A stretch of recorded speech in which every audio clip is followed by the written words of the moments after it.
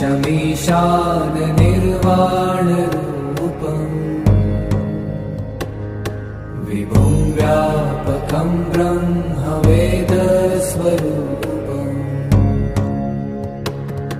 निजं निर्गुणं निर्विकल्पं निरीहम्